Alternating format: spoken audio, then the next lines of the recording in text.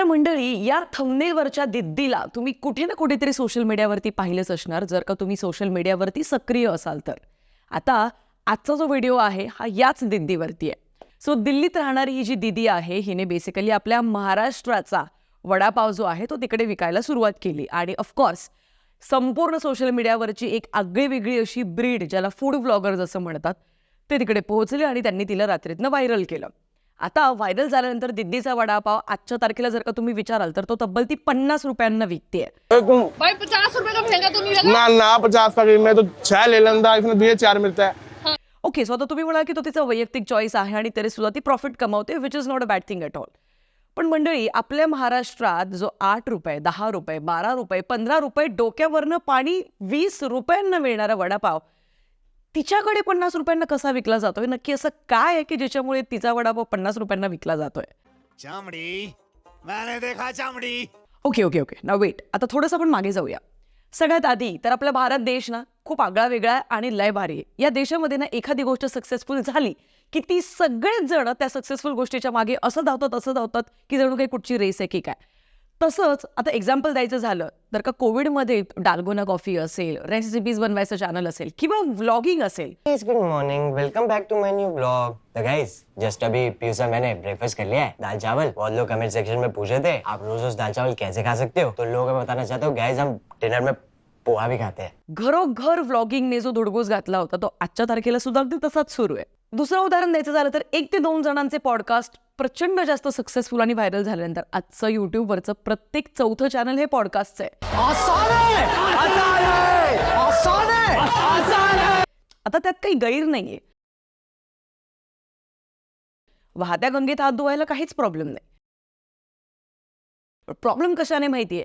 ही जी दिदी आहे हिने वडापावचा जो हिचा ठेला आहे किंवा जी हातगाडी ज्याला आपण म्हणतो मराठी भाषेमध्ये आपल्याकडे, तर ती हातगाडी तिने कुठच्या म्युनिसिपल कॉर्पोरेशन दिल्ली यांच्याकडनं परमिट केलेल्या जागेवरच लावली असं नाहीये. तर तिने तो तिच्या मनाप्रमाणे एक असा रस्ता निवडला जिथे भयंकर जास्त वर्दळ असेल आणि खूप जास्त ट्रॅफिक असेल आणि तिथे तिने तिची गाडी टाकली आणि सुरुवात केली.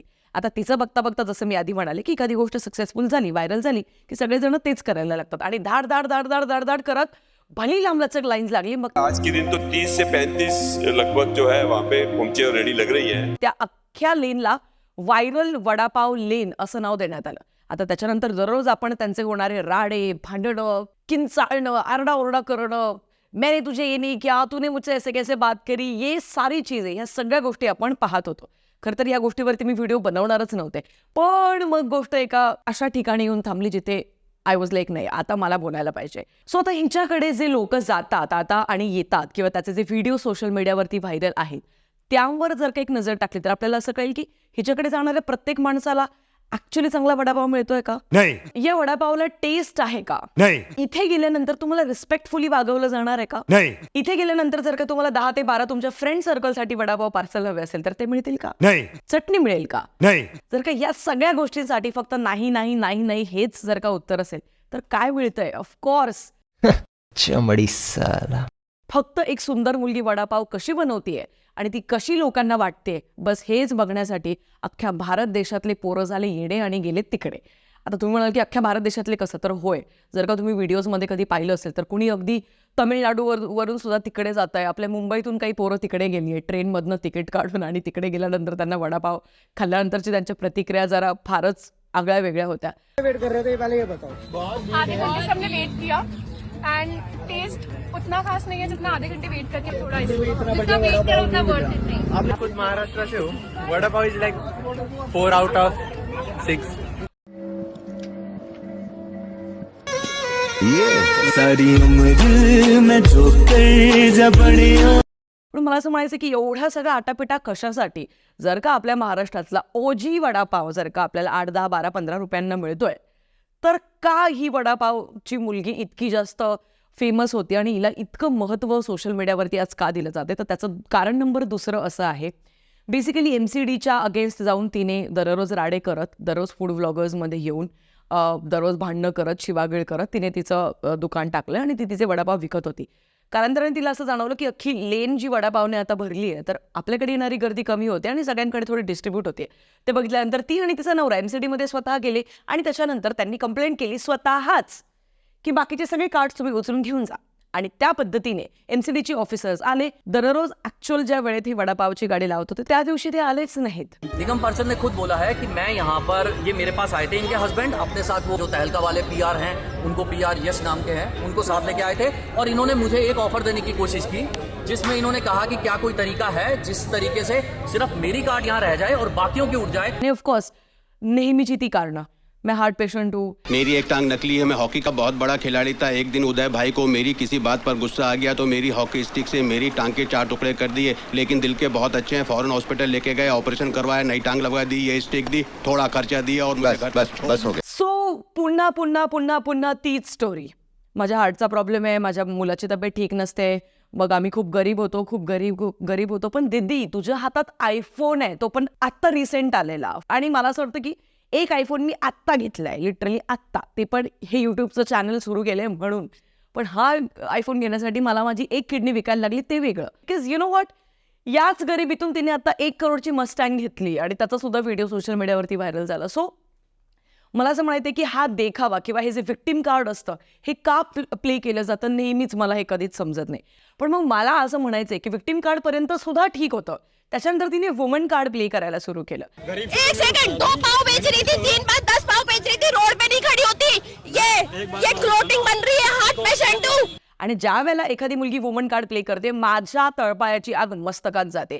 यु नो वॉट, आपल्याला जे इक्वल राईट्ससाठी आपण भांडतोय ना, पुरुषांच्या अगदी खांद्याला खांदा लावून आपल्याला लढायचंय, पण माझ्या हिशोबाने पुरुष आपल्या बाजूने तेव्हाच येतील ज्या वेळेला आपण खोटं विक्टिम कार्ड प्ले करणं थांबवू किंवा खोटं वुमन कार्ड प्ले करणं थांबवू. मी तरी सुद्धा शांत होते, पण ज्या वेळेला मला हे दिसलं,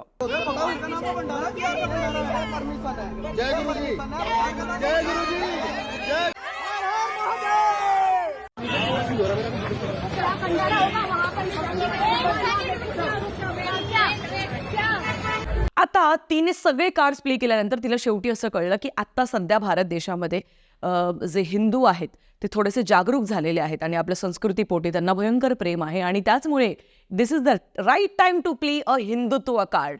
अँड गेस वॉट, ज्या दिवशी MCDने सगळ्यांचे हातगाड्या सगळ्यांच्या उचलल्या, अख्खी लेन क्लिअर केली, त्यानंतर याच आपल्या बहिणीला तिथेच ज्या ठिकाणी इतका मोठा राडा झालाय त्याच लेनमध्ये हिला भंडारा ठेवायचा आहे आणि तो पण आपल्या मुलाच्या वाढदिवसाचा.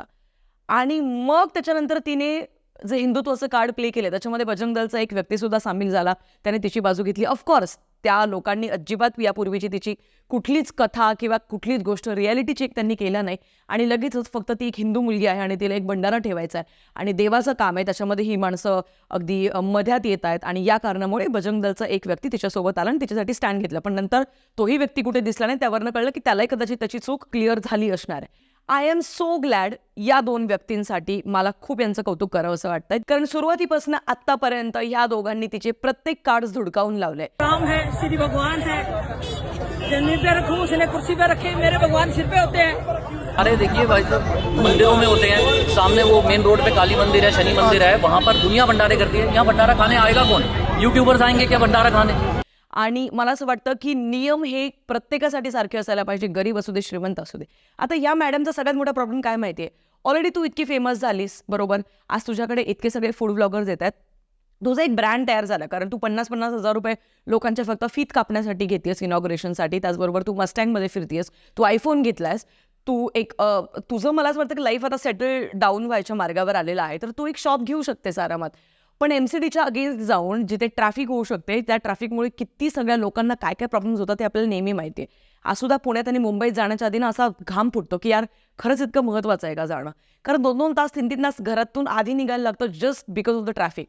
सो त्यामुळे मला असं वाटतं की या गोष्टी कुठेतरी सुरुवातीपासून होत होत्या, म्हणून ह्या 2 व्यक्तींनी सुरुवातीपासून त्यांचा स्टँड घेतला आणि आज सुद्धा ते त्यांच्या स्टँडवर ठाम आहेत की देवाचं कार्ड सुद्धा इथे त्यांनी तिचं प्ले नाही होऊ दिला. आणि ती किती खोटं बोलते, किती इरिटेटिंग आणि किती टॉक्सिक आहे ना, हे मी नाही सांगू शकत, बिकॉज हा व्हिडिओ बनवण्यासाठी मी तिच्या 100 रीलने पाहिलेल्या आहेत आणि डोक्याचा जो चुरा झाला आहे ना, तो मी तुम्हाला अजिबात सांगू नाही शकत. सो मला असं म्हणायचं आहे की जस्ट बिकॉज आता एक हिंदुत्वाची आपल्याला एक वेव दिसते आपल्या भारत देशात, पूर्वी ज्यांना लाज वाटायची की मी हिंदू आहे असं सांगायला, आज तीच माणसं निधड्या छातीने सांगतात की हो मी हिंदू आहे, प्राऊडली सांगताय. तर त्या गोष्टीचा फायदा घेऊन हे जे फेक हिंदुइझम तेव्हा आपापल्या सोयीप्रमाणे हिंदुइझमचं कार्ड खेळणारी जी माणसं असतात ना, तर मला असं वाटतं ह्या माणसांचा विरोध केला गेला पाहिजे आणि तो आपण ॲज अ हिंदू म्हणून सगळ्यात आधी केला गेला पाहिजे. बाकी वडापाव 50 रुपयाला विक, 100 रुपयाला विक, तो तुझा प्रश्न आहे, तो लोकांचा प्रश्न आहे. पण या मॅडमला अजिबात रेंटने शॉप घ्यायचं नव्हतं, अजिबात हिला लिगली जायचं नव्हतं, हिला दररोज हवे होते राडे, कारण हिला फक्त फेम हवं आहे. And you know what, fame comes with a price. आणि मी नेहमीपासून या मताची आहे की इस देश में ना फेमस तो दीपक कला, राखी सावंत और सोफिया अंसारी भी है, पर इज्जत उनकी कोई नहीं करता यार. तो बात वही है की तुम्हाला फेमस व्हायचं आहे की तुम्हाला सक्सेसफुल व्हायचं आहे. कारण तुम्ही जर सक्सेसफुल झालं तर फेम आपोआप तुमच्या मागे येणार आहे, अगदी झक मारत, सगळ्यांना माहिती आहे. पण मला असं वाटतं की याचा जो परिणाम आहे ना, थेट लहान लहान मुलांवर होतो, त्याचं हेच उदाहरण आहे. ये चीजें मैंने अब मेरी बेटी यूट्यूब पे वीडियोस डालती है, उसने क्या वीडियो डाली पता है, हमने बाद में देखी, उसने क्या डाला कि मुझे भी वड़ा पाव दीदी की तरह फेमस होना है. अभी आप देख सकते हो. आता काय जाता सगळेजण आपापल्या घरी आहे त्याच अवस्थेत राहतील. आपण सगळेजण हा व्हिडिओ बघितल्यानंतर विसरूनही जाऊ. आणि शेवटी ही जी मॅडम आहे, जे सध्या वडापाव विकते, हिचं बिग बॉसमध्ये तिकीट लागेल आणि ही बिग बॉसमध्ये जाईल. बिकॉज यू नो वॉट, तिथे अशाच टॉक्झिक लोकांची पात्रता असते आणि तिथे अशाच टॉक्झिक लोकांना एंट्री दिली जाते. मग काय फेमस होईल, अगेन तो टॉक्झिक फॅन क्लब तयार होईल, जो तिला सपोर्ट करेल आणि तिच्या विरोधात जर कोणी काही आवाज चढवलं तर त्यांना येऊन शिवागीळ करतील. बाकी या गोष्टी या देशात सुरूच राहतील. माझं म्हणणं इतकंच आहे, जिथे कुठे तुम्हाला फेक वुमन कार्ड प्ले करताना कुठली मुलगी दिसेल, फेक हिंदुइझमचं कार्ड प्ले करताना कुठली मुलगी दिसेल आणि फेक विक्टिम कार्ड प्ले करताना कुठली मुलगी दिसली, किंवा कोणी दिसो, मुलगा दिसो मुलगी दिसो, तर प्लीज त्याच्या विरोधात आवाज उठवा. आणि हा व्हिडिओ तुम्हाला कसा वाटला ते मला कळवायला विसरू नका. बाकी आता खरंच वडापाव खायची इच्छा झाली, कारण एवढा वडापाव पाहिलाय, आता जेन्युइनली वडापाव खाऊन घेते आणि थोडा आत्मा शांत करते. बाकी तुम्हाला हा व्हिडिओ कसा वाटला ते मला कळवायला विसरू नका. पुढचा व्हिडिओ नक्की मी कुठच्या विषयावर घेऊन येऊ तेही मला कळवा. व्हिडिओ पुढच्या जशा एका आगळ्या वेगळ्या व्हिडिओमध्ये, तोपर्यंत काळजी घ्या. Peace out.